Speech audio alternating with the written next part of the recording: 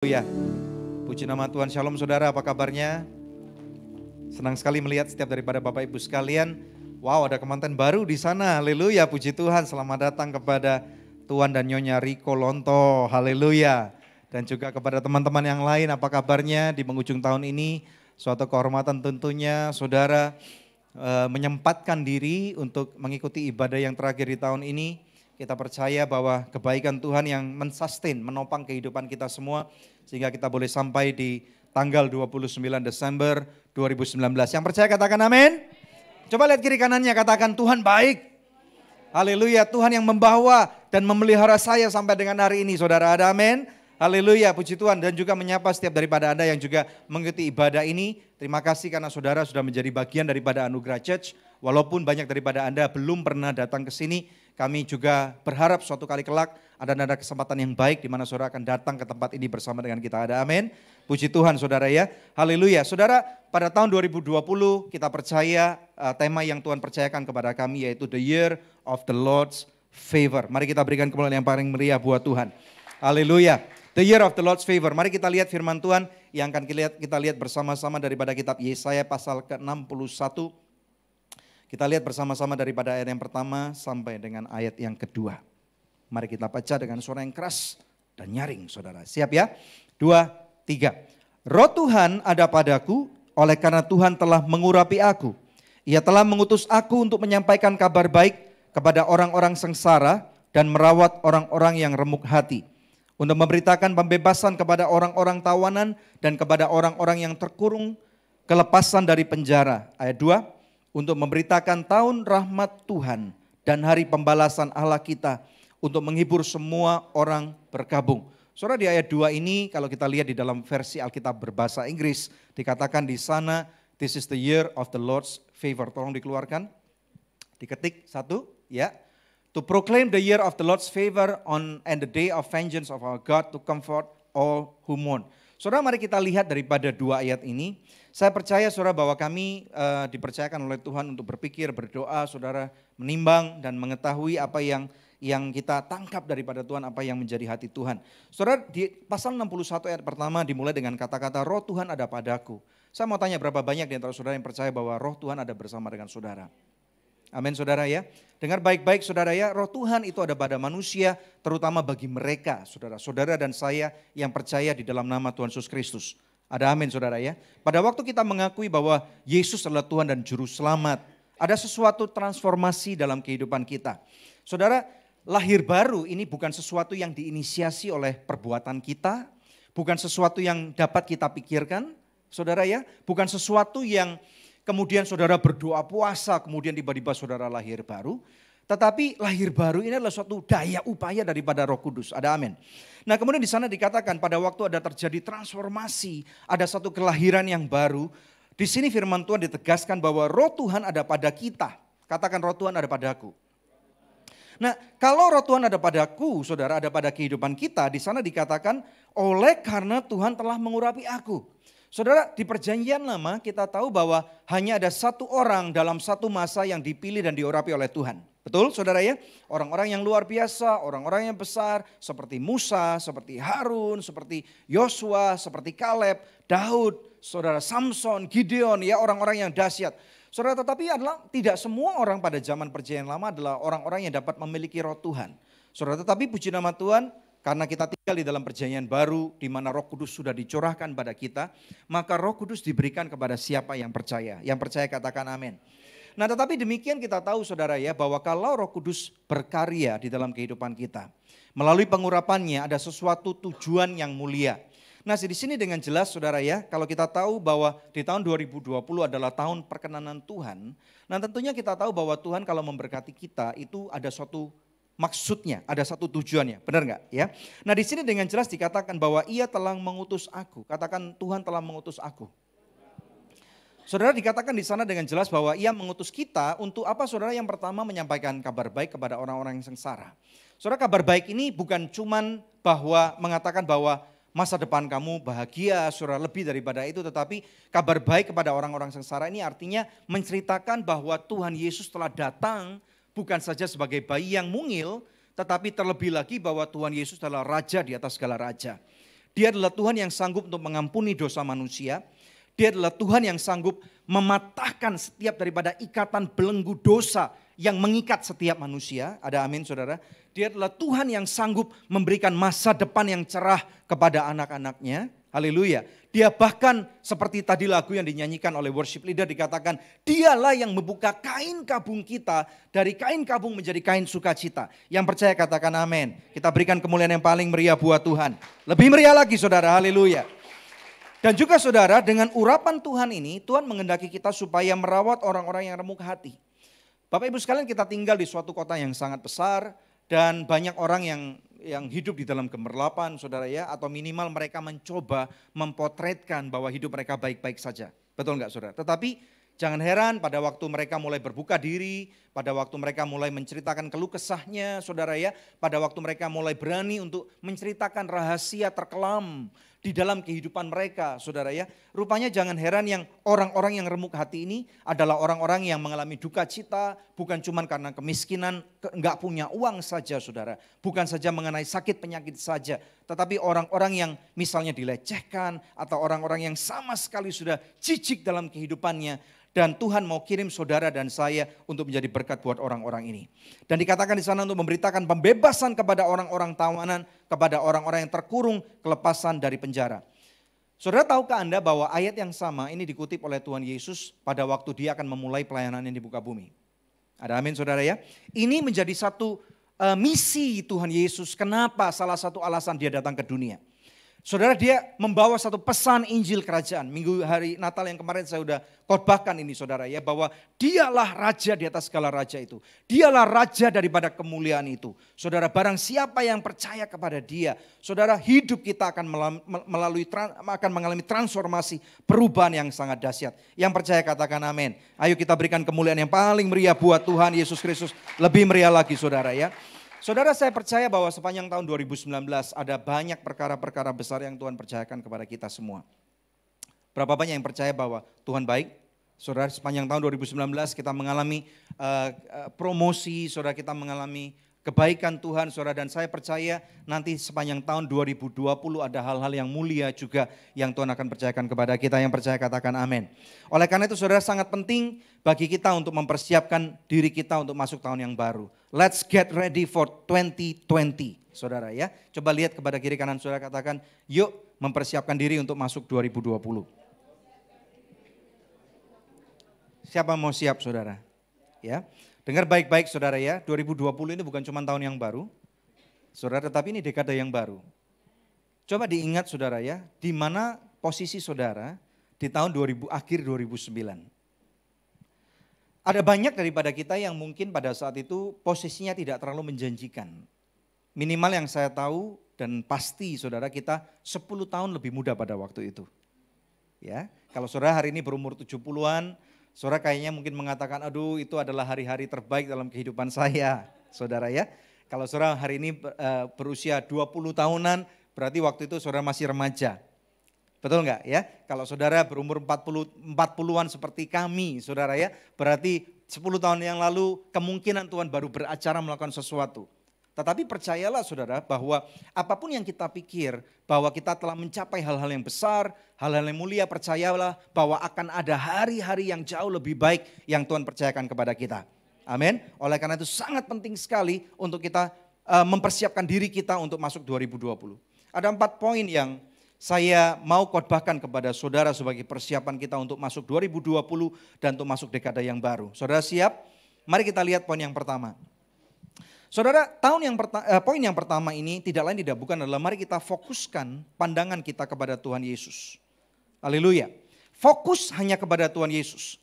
Kita tahu saudara ya, kalau perkenanan Tuhan ada kehidupan kita pastikan saudara tidak saja masa-masa yang baik.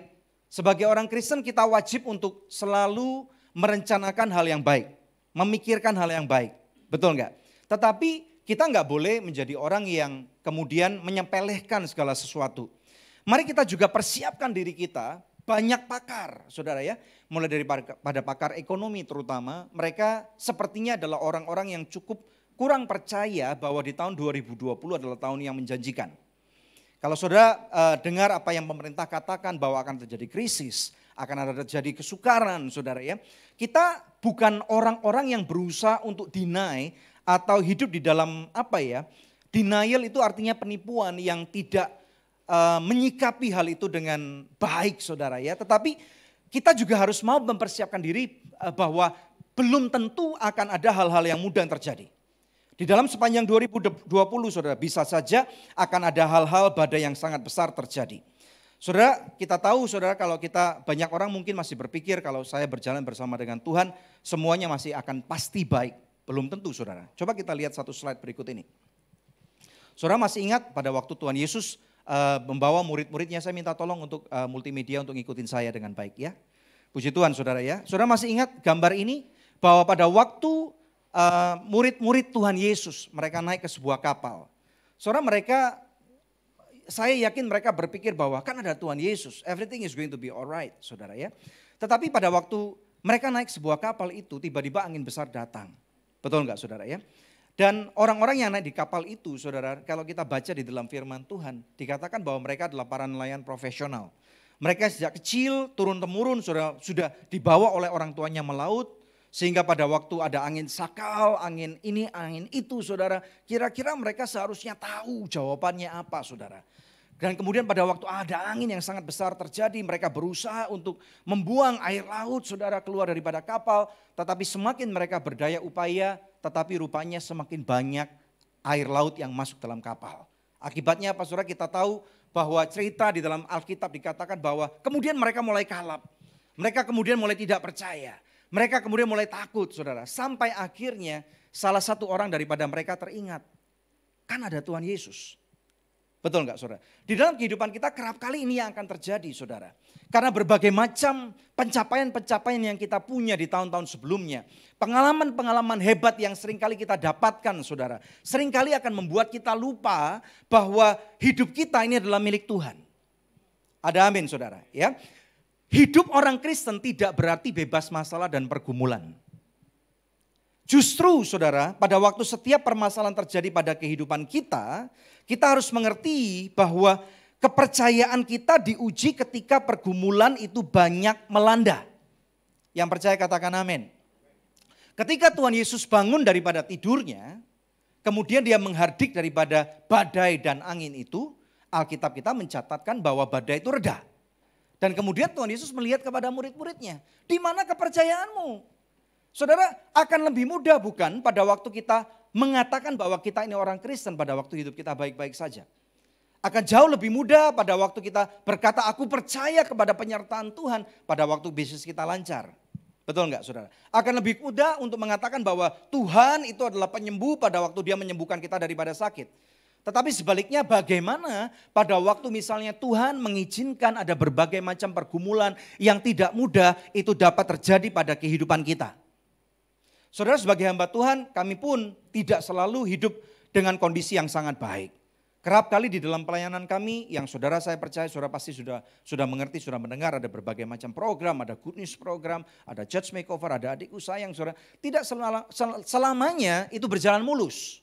Betul enggak, saudara ya? Ada kala di dalam kehidupan kami pada waktu kita lagi berdoa untuk sesuatu yang baru, seakan-akan tidak terjadi apa-apa, saudara. Makanya pada saat itu kita mesti percaya pada waktu pergumulan banyak melanda, kepercayaan kita sedang diuji.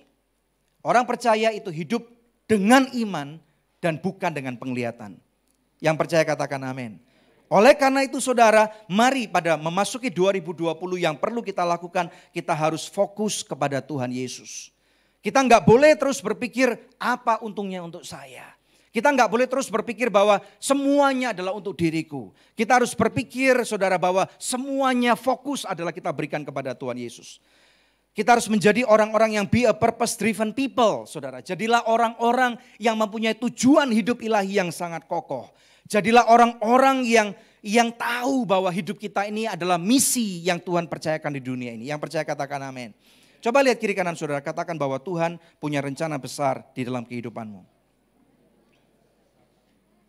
Saudara tahu nggak kira-kira kenapa kalau saya cari cerita tentang kenapa kapal itu yang ditumpangi oleh Tuhan Yesus itu dihantam oleh badai yang besar.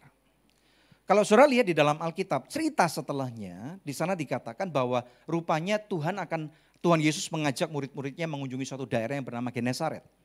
Masih ingat saudara, daerah Genesaret ini adalah suatu tempat di mana ada satu orang yang keikat daripada roh jahat. Pada waktu Tuhan Yesus bertanya kepada orang itu, siapa namamu? Saudara ya, kemudian roh jahat di dalam orang itu berkata, namaku Legion. Ya, ada banyak roh jahat, ada 6.000 roh jahat yang ada dalam roh itu, saudara ya. Sehingga kita tahu bahwa akhir daripada cerita itu Tuhan Yesus membebaskan daripada orang ini. Ada amin, saudara. Legion bertanya kepada Tuhan Yesus, waktuku belum tiba, bolehkah kami ke babi-babi itu? Ya, saudara tahu ada berapa babi yang waktu itu dikorbankan? Ada berapa babi? Masih ingat? Masih ingat nggak? Ada berapa babi? 2.000 atau 3.000 ya? Betul nggak, saudara ya? Satu ekor babi, saudara coba pikir deh. Ini pernah saya pikirkan. Mari kita berpikir tentang perbabian sedikit, saudara ya. Satu ekor babi itu harganya sekitar katakanlah antara 3 sampai 5 juta. Satu ekor babi, saudara. Tergantung beratnya tentunya ya. Kalau itu misalnya ada 2.000 ekor babi, dikali 5 juta aja berarti berapa, saudara? Ada akuntan di sini? 2.000 dikali 5 juta. 1 miliar. 10 miliar atau 1 miliar? 10 miliar. Oke, berarti di sini kita ngomongnya mesti miliar-miliar terus, saudara ya. Saudara pikirkan ya, pikirkan. Ini orang gila, saudara. Ini orang yang sudah dijauhi oleh masyarakat. Ini orang yang sudah ditolak oleh masyarakat. Tetapi Tuhan mengizinkan 10 miliar hilang. Saya dapat artikan bahwa nilai di mata Tuhan manusia itu begitu berharga. Enggak ada nilainya. Minimal, saudara, coba lihat kiri kanan saudara, minimal nilaimu itu 10 miliar. Ada amin. Saya nggak tahu tentang valuation saudara hari ini berapa, asetmu berapa saya nggak tahu. Kalau ngomong sama orang-orang yang sangat kaya, konglomerat, 10 miliar itu enggak ada artinya. Betul nggak saudara ya? Saudara bisa lihat bahwa kalau orang gila aja itu diberikan harga oleh Tuhan Yesus minimal 10 miliar, apalagi saudara dan saya. Yang percaya katakan amin. Kita berikan kemuliaan yang paling meriah buat Tuhan, saudara. Coba lihat, tepuk dada saudara, katakan aku sangat berharga di mata Tuhan. Coba lihat kepada kiri kanan saudara, katakan kamu juga sangat berharga di mata Tuhan. Haleluya saudara. Makanya kita perlu menjadi orang-orang yang mempunyai purpose yang luar biasa di dalam kehidupan ini. Tuhan punya rencana yang besar di dalam kehidupan saudara. Tidak kebetulan saudara dilahirkan di tengah-tengah keluarga di mana engkau berada. Enggak kebetulan saudara bahkan menjadi warga negara Indonesia, saudara ya. Saya masih ingat waktu saya masih sekolah, masih belia, masih kecil, saudara ya. Kadang-kadang rasanya, kenapa sih Tuhan kok saya dilahirkan di Indonesia, Tuhan kok gak keren banget gitu loh. Kalau kita lihat film-film atau teman-teman ada orang yang dilahirkan di Amerika kayaknya kok beken banget gitu ya. Saudara, sehingga kalau waktu itu sih ya, waktu itu. Kalau misalnya mengisi data murid, saudara ya, karena setiap tahun di sekolah saya, sama seperti sekolah yang lain akan diterbitkan kartu pelajar. Saudara ya, teman-teman saya dan saya biasanya mulai isi saudara yang aneh-aneh. Ada yang isi Sydney, ada yang isi Amerika, ada yang isi Hong Kong saudara ya. Kelihatan keren banget gitu ya, dan pihak sekolah nggak memverifikasi ini saudara. Sehingga kalau dilihat kartu pelajarnya lahir di mana, oh Sydney luar biasa keren gitu saudara ya. Tetapi percayalah bahwa kelahiran saudara itu memang bisa direncanakan oleh orang tua dengan lebih mudah pada zaman sekarang. Apalagi kalau kita punya banyak uang, kita punya banyak kesempatan, saudara ya. Kita berpikir lahir di Indonesia kurang menguntungkan, saudara. Ada orang-orang kaya yang bawa lahir anaknya di Amerika, betul nggak ya? Supaya nanti pada waktu kuliah bayarnya nggak mahal, saudara ya. Betul, saudara? Tetapi dengar baik-baik bahwa itu pun atas izin Tuhan. Warna kulit saudara itu Tuhan yang tentukan. Saudara lahir menjadi anak siapa, nama marga saudara apa itu Tuhan yang tentukan. Saudara lahir di tengah-tengah suku bangsa apa, itu Tuhan yang tentukan. Amin saudara. Jadi makanya mengingat dan mengerti akan hal ini sangat penting sekali untuk kita tahu bahwa Tuhan punya maksud yang mulia di dalam kehidupan kita. Yang percaya katakan amin. Kita berikan kemuliaan yang paling meriah buat Tuhan. Haleluya. Coba klik berikutnya. Saudara, ladang itu sudah menguning. Ada amin enggak? Tuhan mau pakai kehidupan saudara. Minimal bukan cuman untuk engkau berbisnis ria. Bukan cuman engkau bekerja keras, menghasilkan sesuatu, punya mobil bagus, punya rumah besar, punya aset. Kalau bisa miliaran atau puluhan ratusan miliar. Tetapi lebih daripada itu saudara, tujuan kehidupan saudara supaya nama Bapa di surga dipermuliakan. Supaya melalui kehidupan saudara, melalui kisah kehidupanmu, melalui hidupmu yang dapat menjadi inspirasi buat orang lain. Orang lain akan melihat bagaimana Tuhan itu berkarya dalam kehidupan saudara. Sehingga jiwa-jiwa yang terhilang itu akan diselamatkan melalui kehidupan saudara. Yang percaya katakan amin. Ladang sudah menguning saudara, ladang itu sudah menguning. Makanya saudara di gereja ini sekali lagi kami tidak akan jemu-jemu untuk mengulang dan mengulang kepada saudara apa sih tujuan daripada rencana Tuhan di gereja ini. Coba kita lihat sekali lagi saudara, ada satu visi yang besar yang Tuhan percayakan buat gereja kita. Haleluya, coba kita lihat saudara ya. Visi daripada gereja ini yang Tuhan tanamkan adalah to be storehouse of the kingdom of God. Saudara, tempat ini bukan gudangnya Tuhan. Tempat ini adalah storehouse-nya Tuhan atau artinya lumbungnya Tuhan. Coba keluarkan bahasa Indonesianya, menjadi lumbung untuk membangun sumber daya terbaik demi melakukan tindakan tulus bagi keselamatan setiap orang. Saudara, kami sungguh berharap bahwa setiap jemaat yang Tuhan percayakan, yaitu saudara-saudara, Anda saudara ya, kita semua akan menjadi orang-orang yang dewasa. Masalah akan terus terjadi, betul kan? Tetapi mari saudara kita berhenti untuk fokus kepada masalah kita. Fokus kepada Tuhan Yesus, bukan lagi kepada needs-nya aku. Bukan lagi kepada kepentinganku. Bukan lagi kepada cita-cita saya. Tetapi tanyakan kepada Tuhan, Tuhan jadikan aku sebagai salah satu alat yang penting. Supaya bersama-sama dengan gereja ini aku dapat menjadi berkat. Menjadi membawa Injil kerajaan surga kepada orang yang membutuhkan. Yang percaya katakan amin. Hidup kita bukan saja cuman untuk tarik nafas, makan makanan enak dan liburan dan barbecue nanti siang saudara. Tetapi lebih daripada itu Bapak Ibu sekalian, hidup kita adalah supaya kita boleh menjadi lumbung kerajaan surga. Sehingga melalui kehidupan kita, melalui hasil upaya yang saudara hasilkan dalam kehidupan ini. Saudara tahu enggak bahwa melalui kehidupanmu Tuhan dapat pakai untuk menjadi kesaksian, minimal kesaksian buat banyak orang. Sehingga eventually ujung-ujungnya nanti saudara mereka melihat kehidupanmu dan mereka akan mengakui bahwa Tuhan itu dahsyat. Dan mereka akan percaya bahwa Yesus adalah Tuhan dan Juru Selamat. Yang percaya katakan amin. Berikan kemuliaan yang paling meriah buat Tuhan. Lebih dahsyat lagi saudara. Yang kedua mari kita lihat. Waktunya sekarang saudara masuk kepada tahun 2020. Kita terus lebih lagi berakar kepada firman Tuhan. Be rooted and grounded to the word of God. Kalau ditanya, apa enggak ada yang lain?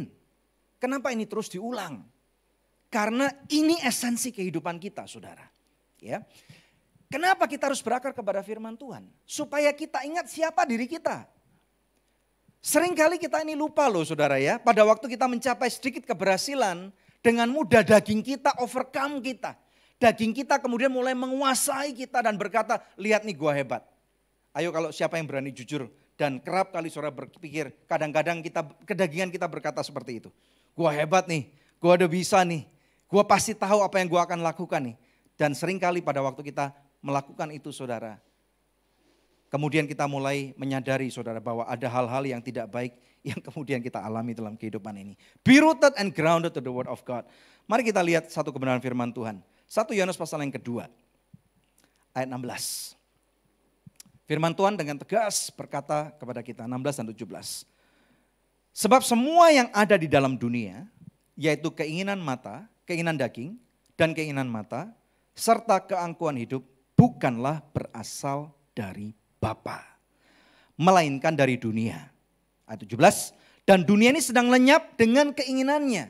Tetapi orang yang melakukan kehendak Allah tetap hidup selama-lamanya. Saudara dengar baik-baik.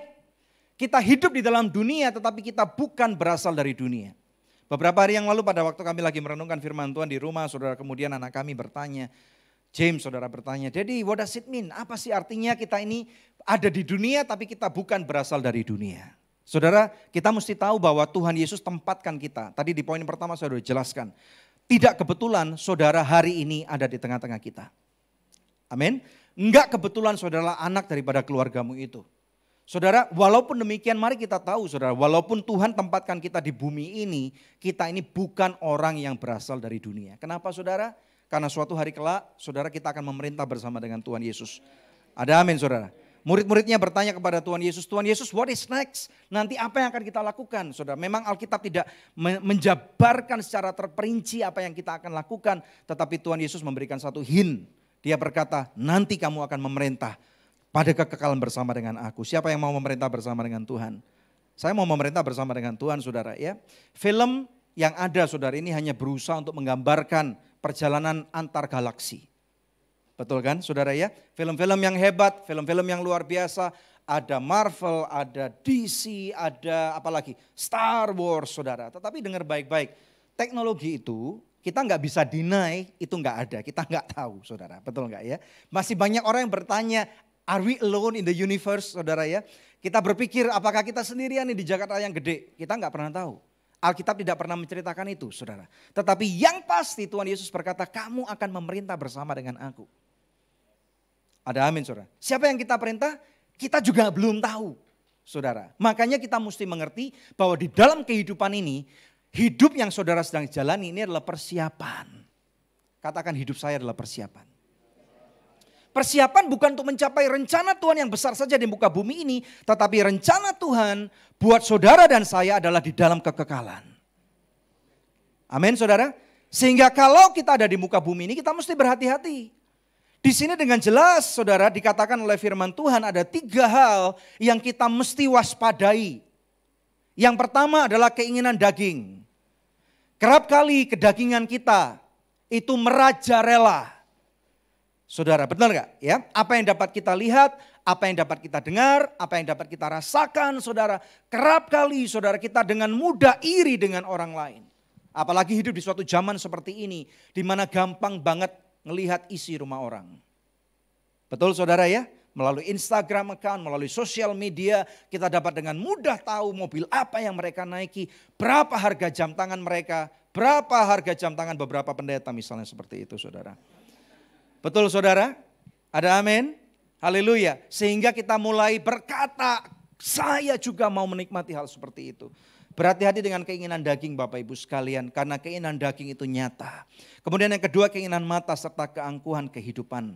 Saudara, firman Tuhan dengan jelas berkata 3 hal ini bukan berasal dari Bapa. Dengar baik-baik, kita nggak boleh merasa bahwa saya udah orang Kristen udah lama Pastor Daniel. Saya ada 25 tahun jadi orang Kristen. Saya udah bahkan sebelum saya lahir itu saya tidak tahu berapa kali perut mama saya itu diurapi oleh minyak oleh pendeta. Bahaya juga saudara kalau gitu ya. Saudara dengar baik-baik, yang omnipoten itu Tuhan. Bukan saya dan bukan saudara. Makanya kita perlu berakar kepada firman Tuhan. Kita enggak omnipoten, kita cuman manusia biasa. Kalau saudara bingung, Pastor Daniel omnipoten itu artinya apa? Maha kuasa. Itu artinya omnipoten saudara ya. Kita cuman manusia biasa. Enggak ada satupun daripada kita yang imun terhadap dosa. Yang percaya katakan amin. Jangan pernah berpikir bahwa kita enggak mungkin jatuh.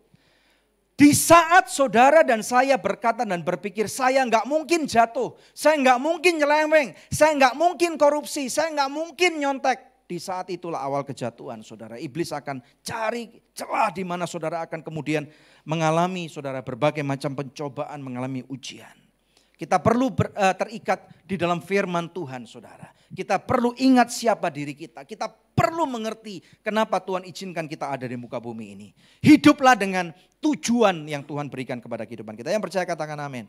Salah satu cara yang paling mutakhir yang Tuhan ajarkan kepada kita bagaimana supaya kita bebas daripada 3 hal ini. Supaya kita dapat dengan mudah untuk spot 3 hal ini saudara. Mau tahu caranya? Mari kita lihat slide berikutnya. Tuhan Yesus berkata untuk menjadi murid Yesus saudara yaitu sangkali diri pikul salib. Saudara mungkin saudara berkata ya Pastor Daniel ini udah dikhotbahkan mulai tahun 80. Ya benar saudara yang saya khotbahkan resep kuno. Klasik ini saudara ya. Sesuatu yang kuno, sesuatu yang retro, sesuatu yang klasik hari-hari ini begitu mahal. Betul enggak saudara ya? Beberapa mobil saudara, kalau kita lihat mobil produksi baru itu harganya bisa 1 miliar, bisa 3 miliar. Tetapi saudara tahu enggak mobil klasik itu harganya bisa 100 miliar. Saya enggak ngerti dari mana nilainya saudara ya. Saya enggak ngerti bagaimana enak naiknya saudara. Tetapi yang luar biasa, sesuatu yang klasik, sesuatu yang kolot itu lagi dicari oleh bahkan anak-anak muda. Anak saya loh saudara, mana si Angel? Saya nggak habis pikir saudara ya. Dia tuh suka film analog. Dan saya benar-benar nggak mengerti saudara, bukan cuma Angelin tetapi juga Keisha di sini juga ada saudara. Welcome Keisha, welcome back home. Haleluya, saya nggak ngerti saudara ya, bahkan di zaman kita, kalau kita motret itu saudara, kita hati-hati banget, kita eman-eman banget gitu kan ya. Kita sampai kadang-kadang kalau nggak sengaja itu pintu film kebuka, aduh hancur semua film kita saudara ya. Dan sekarang saudara kita punya digital kamera, we enjoy it saudara. Kita bawa kamera kemana-mana, kita punya HP yang bisa motret semua hal yang kita mau saudara ya. Sekarang anak-anak milenial itu balik ke film analog. Saudara pikirkan itu saudara ya. Jadi ini yang kita mesti tahu saudara. Bahwa untuk kita bebas dari keduniawian, saudara maafkan kata-kata saya. Bukan berarti kita nggak boleh barang bagus, bukan berarti kita nggak boleh punya mobil bagus, rumah bagus, uang banyak, bukan loh ya. Ada amin saudara. Tetapi mari kita mengerti bahwa segala pencapaian kita adalah untuk kemuliaan Tuhan. Tuhan Yesus memberikan resep yang sangat penting sekali buat kita yaitu sangkali diri. Sangkali diri ini maksudnya apa sih Pak Saudara Neo? Bukan berarti saudara hari ini lupa siapa namamu. Tetapi saudara mari kita akui bahwa pencapaian yang kita punya ini bukan karena kita. Kita harus pikul salib kita. Di dalam kehidupan kita masing-masing Tuhan berikan satu beban kehidupan. Saudara yang sering kali kita doakan. Tetapi kok kayaknya nggak move on gitu loh beban ini. Betul nggak saudara? Ya.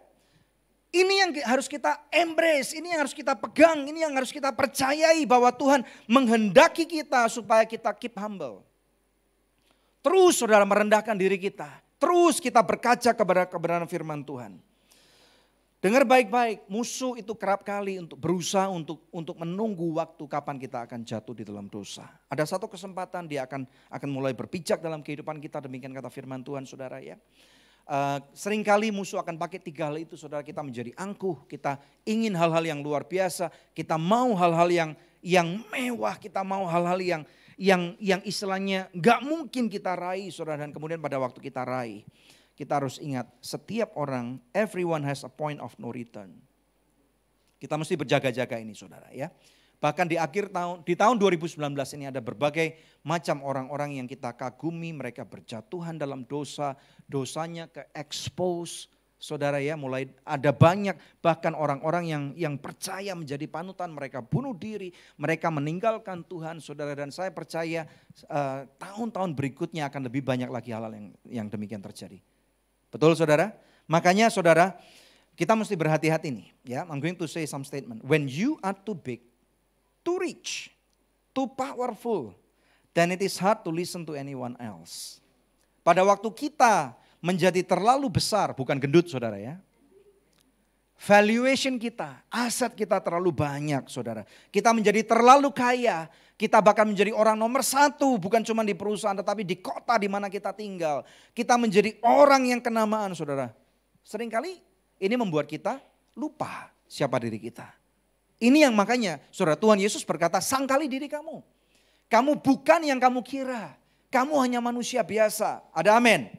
Kita harus masih mau mendengarkan suara Tuhan. Karena seringkali orang-orang yang sudah ada dalam posisi ini saudara. Kalau saya mendengarkan kesaksian mereka bahkan mendengarin suara Tuhan pun susah. Ke gereja pun saudara mereka cuman kalau bisa. Dengar firman Tuhan pun kayaknya udah resah banget saudara. Betul enggak? Kalau kita lihat beberapa film nih saudara, beberapa film. Keluarga kami suka nonton film by the way. Ya, makanya seringkali kami bukan belajar dari film tapi kita bandingkan dengan film. Hari-hari ini film-film itu semakin lama semakin panjang. Betul enggak saudara ya? Bisa kalau dulu waktu kita masih kira-kira 10-15 tahun yang lalu kira-kira film 2 jam tuh udah panjang banget gitu loh. Tapi sekarang beberapa film bisa sampai 2 jam setengah, bisa 3 jam dan kita bisa wow, ini masih gini saudara. Tapi kalau dengar firman Tuhan 40 menit udah capek. Dengar firman Tuhan 20 menit harus sudah ada kopi di samping kita. Ada amin saudara. Harus ada permen karet, kalau enggak kita ngantuk. Kalau pendetanya enggak lucu, kita enggak mau datang ke gereja itu saudara. Kalau enggak ada entertainment yang luar biasa, kita pikir gereja itu kuno dan kolot. Ya Pak ya saudara. Makanya saudara saya senang banget tadi pada waktu ada lagu penyembahan. Come back to the heart of worship. Saudara kita, lagu ini bagus banget saudara ya. Tadi memang enggak diceritakan. Lagu ini diawali pada waktu ada seorang penulis lagu, ini kemudian dia biasanya penuh dengan keglamoran, menulis lagu dengan hebat. Kemudian Roh Kudus berkata, bagaimana kalau misalnya nggak ada gitar, nggak ada drum, nggak ada keyboard, saudara, yang ada cuman kamu. Dan suaramu sumbang mungkin. Bagaimana kalau nggak ada LED panel? Oh memang belum ada saudara. Nggak ada TV. Saudara, kita balik kepada print out. Saudara, what is the essence of worship? Ada amin nggak? Di tengah-tengah ketidakmampuan saudara, seringkali kita berdoa, tetapi kayaknya ada beberapa hal yang tadi saya katakan, Tuhan kok nggak jawab gitu loh. Di tengah-tengah ketidakmampuan kita, saudara, tahun-tahun ini saya mensyukuri bahwa ada banyak doa saya yang tidak terjawab. Saya nggak tahu dengan saudara, hidup saya ada banyak doa saya yang tidak terjawab. Yang mengalami hal yang sama coba lihat tangannya. Ada berapa banyak doamu yang tidak terjawab? Belum terjawab. Engkau kira belum terjawab, itu Tuhan bilang enggak gua jawab gitu saudara. Betul enggak? You kira Tuhan belum jawab. Padahal Tuhan udah jawab dan jawabannya enggak. Tetapi benar loh saudara, hari-hari ini saya bersyukur. Saudara, tadi malam saya ngomong-ngomong sama Pastor Debbie dan kemudian saya berkata kepada dia, syukur loh ya 15 tahun yang lalu kita berdoa untuk ini, pelayanan kita bisa semakin ini, kita bisa mencapai ini, kita bisa mau melakukan sesuatu. Tapi puji Tuhan enggak terjadi saudara, enggak dijawab oleh Tuhan. Dan bahkan pada waktu itu, saking kacaunya saudara, semuanya jadi begitu membingungkan dan pernah sampai suatu kali pelayanan kami itu tutup. Dan itu menjadi satu modal buat kami untuk kami merendahkan diri, bukan cuma rendah hati, rendah diri saudara. Sehingga pada waktu Tuhan izinkan kami bisa mulai lagi saudara. Kami tahu siapa kami adalah orang yang gagal, kami pecundang, kami orang yang pengecut, kami orang gak berani saudara, kita yang perlu Tuhan. Kalau ditinggal Tuhan dikit mungkin kita akan mewek saudara. Betul enggak? Ada banyak doa-doa saya yang secara jujur tidak dijawab oleh Tuhan. Saya enggak tahu dengan saudara. Tetapi hari-hari ini saya bersyukur bahwa doa-doa itu tidak dijawab oleh Tuhan. Tidak diizinkan terjadi oleh Tuhan. Kalau semua doa kita dijawab oleh Tuhan, kayaknya kita akan lebih pintar dari Tuhan.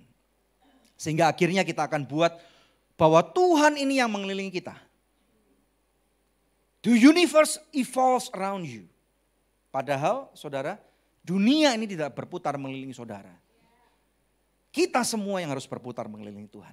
Tuhan adalah the center of our joy. Tuhan adalah the center of our universe. Tanpa Tuhan semuanya sia-sia. Yang percaya katakan amin. Saudara, mari saudara memasuki 2020. Mari kita berfokus bukan kepada hal yang lain. Bukan kepada kepintaran kita. Bukan kepada pengalaman kita. Tapi berfokus kepada Tuhan. Yang percaya katakan amin.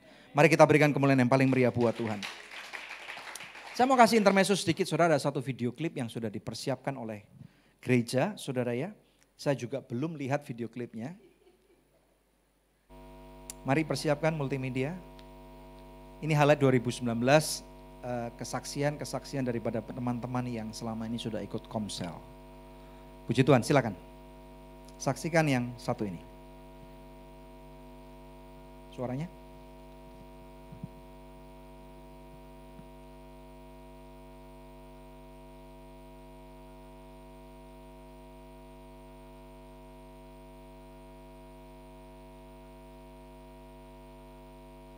Ini namanya Ibu Lina saudara ya. Ibu Lina, mana angkat tangannya Ibu Lina? Ya puji Tuhan. Bu Lina ini bisa berkembang. Betapa sungguh luar biasanya kasih Tuhan dalam hidup kami. Kami merasakan ada keluarga kami di sini yang lebih dekat, yang saling menopang, berdoa, menolong dan membantu kami dalam solusi-solusi yang kami anggap itu sukar, tapi akhirnya kami mendapatkan jawabannya di gereja ini. Kami sangat diberkati sekali dan juga kesehatan dan juga pekerjaan dan pelayanan di sini anak-anak bisa berkembang dengan baik. Terima kasih, Tuhan Yesus memberkati. Oke, ya shalom, saya Pastor Hendro Setati bersama istri saya Gina ya. Kami di Anugerah Church dari tahun 2013 2017 pertama sebelum Anugerah Church dimulai, kami bergabung karena sudah kenal Pak Daniel cukup lama. Puji Tuhan, di tahun 2019 ini dimasuki di tahun yang kedua Anugerah Church berjalan. Kami sekeluarga merasa diberkati sekali di gereja ini karena kami bisa berbagi, dari kami juga kami bisa mendapatkan hal-hal yang baru ya dalam pengalaman hidup dari masing-masing pribadi yang ada di Anugerah Church ini, sehingga kita bisa saling melengkapi, saling menasehati, saling membangun satu dengan yang lain. Karena tidak ada seseorang yang dia punya bisa semuanya, tetapi kita harus berbagi dan mau belajar juga. Nah, salah satu yang menjadi passion saya adalah saya ingin terus belajar. Dan juga anak-anak saya di tahun ini, puji Tuhan juga Gaby sudah bisa mengambil S2-nya tahun ini. Itu berkat juga karena hampir 1 tahun dia bekerja, terus kemudian ada niat untuk mau sekolah lagi. Ya, itu satu berkat juga ya. Kalau Andre ya, kalau tahun depan mungkin sudah bisa selesai untuk S3-nya. Ya, saya pikir itu semua adalah karena anugerah Tuhan. Ya, kebetulan gerejanya juga sini adalah anugerah. Jadi bukan hanya kami saja yang diberkati, tapi siapapun yang mendengarkan kita, mendengar kesaksian kita menjadi berkat juga. Tuhan Yesus memberkati. Shalom, nama saya Cahyadi. Saya baru tahun ini bergabung di The Anugerah Ministry, pas Anugerah Church. Saya merasa mendapat komunitas baru di dalam Anugerah Family yang saling support satu dengan yang lain. Saya mengucap syukur pada Tuhan bahwa saya dapat mengenal orang-orang yang Tuhan berkati, mendorong saya untuk lebih dekat dengan Tuhan hari demi hari. Nah, itu tujuan saya sudah terpenuhi. Semoga kedepannya Anugerah Ministry semakin menjangkau jiwa-jiwa yang lain lagi. Terima kasih. Alright, kita berikan kemuliaan yang paling meriah buat Tuhan, saudara. Ya, nanti dulu. Jadi poin yang pertama tadi apa, saudara? Fokus kepada Tuhan Yesus. Yang kedua, berakar kepada firman Tuhan. Kenapa kita perlu berakar? Karena kita harus tahu juga, saudara, banyak hal-hal yang membingungkan, banyak hal-hal yang palsu, saudara ya. Banyak hal-hal yang tidak selaras dengan kebenaran firman Tuhan. Kalau kita nggak kenal firman Tuhan, bagaimana kita tahu sesuatu yang asli itu bagaimana? Ada amin, saudara ya. Keluarkan slide saya berikutnya. Know the truth, it will set you free. Yohanes 8 ayat 32 berkata, dan kamu akan mengetahui kebenaran, dan kebenaran ini akan memerdekakan kamu. Tanpa tahu kebenaran, saudara, kita nggak akan bisa mengerti apa yang menjadi kehendak Tuhan.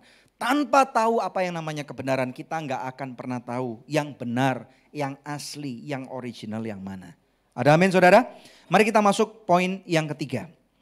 Saudara, poin yang ketiga ini berkata keluarga kita sebagai pilar utama di dalam kehidupan. Setuju, katakan amin. Di gereja anugerah kita percaya, saudara, bahwa gereja ini adalah gereja keluarga. Jadi makanya saudara lihat di sini bukan saja ada anak-anak yang lebih muda, tetapi juga ada orang-orang yang senior juga kita embrace di sini, saudara ya, kita terima dengan lapang dada. Ada anak-anak kecil, kita juga terima mereka dengan baik sehingga gereja ini dapat berfungsi untuk menjadi berkat untuk setiap generasi. Haleluya. Saudara, percayalah bahwa keluarga yang saudara punya itu akan Tuhan pakai untuk menjadi pilar bagi masyarakat. Amin, saudara ya. Keluargamu bukan cuma keluarga sembarangan. Keluargamu ini akan menjadi tokoh daripada panutan banyak masyarakat, saudara ya. Makanya di dalam keluarga kita mesti mengerti bahwa di dalam keluarga ada yang namanya pendidikan keluarga. Tekankan kepada anak-anak saudara untuk mengerti, saudara, apa itu tata krama, saling menghargai, saling menghormati, menolong orang lain satu dengan yang lain. Yang percaya katakan amin. Tanpa ini semua, saudara, anak-anak kita nggak akan mengerti itu. Kami percaya bahwa pendidikan yang terbaik itu bukan di sekolah. Saya tidak berkata bahwa sekolah nggak penting, saudara ya. Sebagai gereja kami sangat percaya arti pendidikan yang ada di sekolah. Tetapi pendidikan yang lebih baik daripada sekolah adalah pendidikan di dalam rumah tangga kita. Ada amin, saudara. Karena orang tua dapat memberikan contoh yang sangat baik kepada anak-anaknya. Di mana orang tua dapat berinteraksi, anak-anak dapat belajar tentang apa itu masalah yang dihadapi oleh orang tuanya, saudara ya.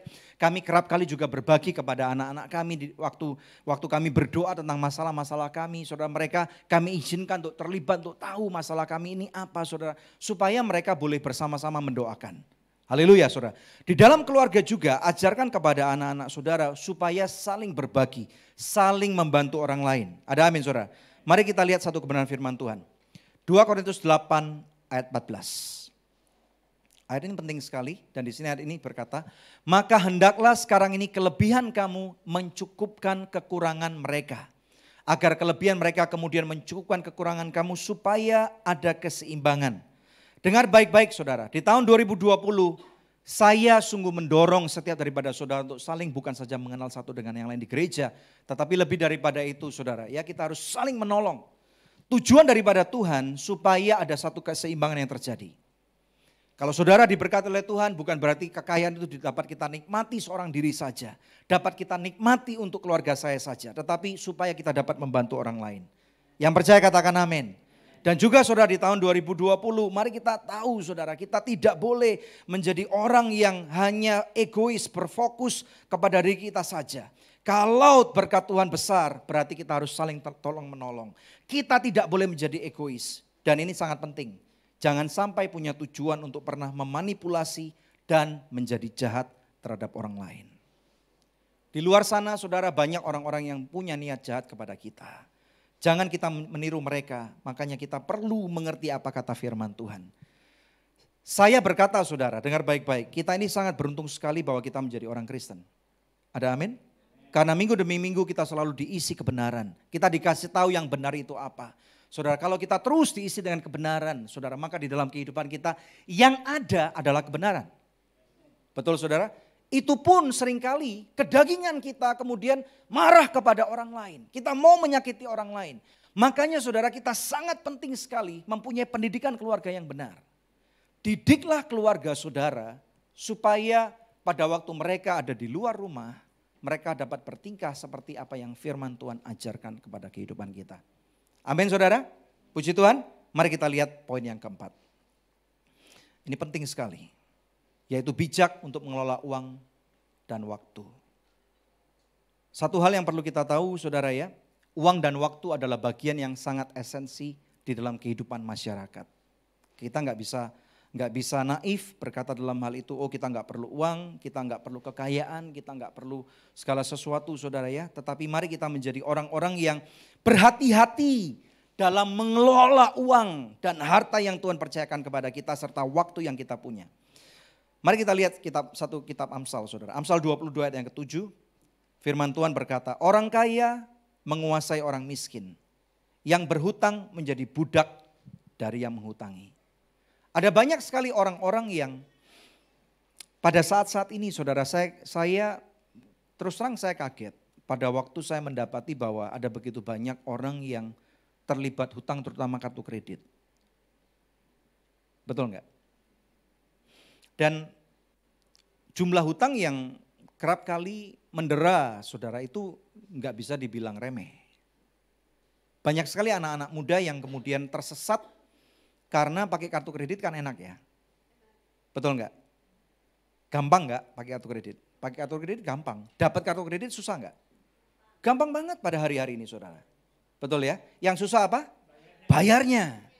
Beli segala sesuatu gampang. Bahkan sekarang nggak punya kartu kredit pun saudara bisa beli. Nggak punya uang pun saudara bisa beli. Betul nggak? Ada satu fitur yang cukup mutakhir pada tahun 2019 yaitu namanya pay later. Betul nggak? Saudara, atau cicilan. Berhati-hati saudara ya. Karena kalau saudara cicilan itu berarti saudara ngutang. Betul enggak? Dan firman Tuhan di Amsal 22:7 ini berkata, yang berhutang menjadi apa saudara? Budak dari yang menghutangi. Kita mesti berhati-hati nih saudara ya. Jangan sampai kemudian orang-orang yang kemudian baru lulus kuliah, mereka tidak mempunyai pengetahuan yang benar tentang bagaimana mengelola waktu, mengelola uang, saudara kemudian tiba-tiba akhirnya mereka terjebak. Mari kita lihat slide yang terakhir. Persamaan kekayaan dan waktu. Saya akan tutup dengan ini. Saya minta tim pemain musik untuk kembali ke tempatnya masing-masing. Mari kita lihat saudara. Ternyata ada persamaan antara kekayaan dan waktu. Yang pertama, bukan kita penciptanya. Ada berapa banyak orang yang berpikir saya harus jadi orang kaya. Siapa mau jadi orang kaya? Saya mau jadi orang kaya, tetapi firman Tuhan mengatakan kekayaan yang daripada Tuhan, susah payah tidak akan mendatangkannya. Ada begitu banyak orang yang kerja keras, tetapi hasil kerja keras mereka ternyata tidak mendatangkan kekayaan. Beberapa tahun yang silam, kami pernah mengundang ada satu direktur bank BUMN. Orang Kristen saudara ya. Dan orang ini bukan cuma direktur biasa, tetapi dia direktur investasi daripada sebuah bank besar. Dan waktu itu kami bertanya kepada Bapak itu dan saya bertanya gini, Pak, apakah investasi membuat seseorang menjadi kaya? Saudara, tentunya saya berpikir dia pasti akan memberikan jawaban yang default sebagai orang di bank. Dia akan berkata pasti.